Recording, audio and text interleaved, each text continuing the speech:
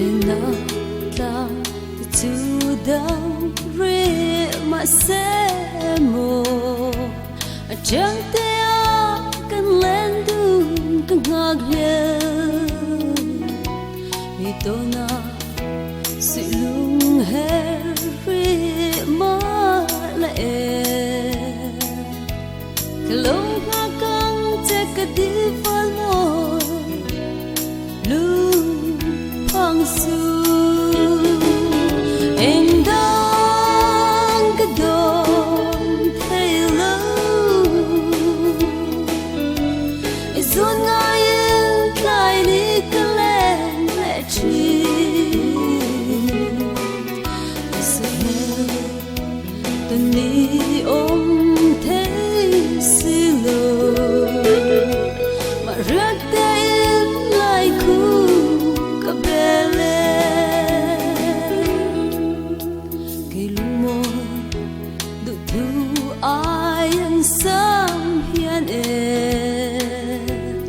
trong bê la ra run rem căng ngạc lệ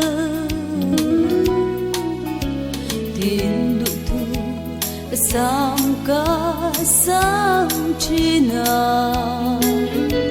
mà sẽ cất tu thu sam mây alo mi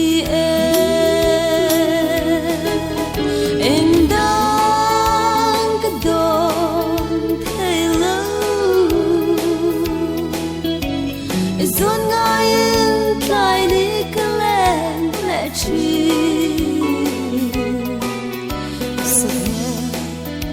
tân ni om thế silo Mà rắc tên lại khu cả bê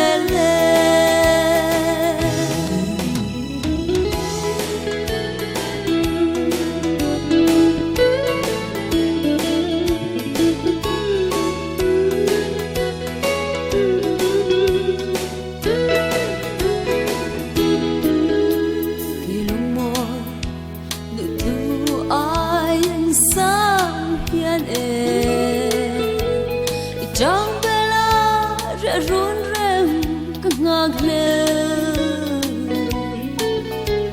tin đủ thu sam ca sam china mà sẽ cất tu thu sam mây alo ni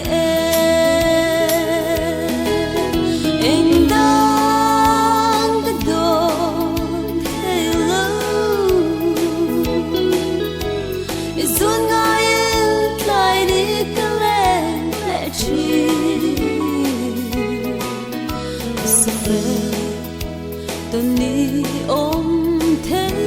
silo mà rắc tên lại khu cả bê em đang cái đón thấy lâu rồi ngay lại đi cái lên lại chi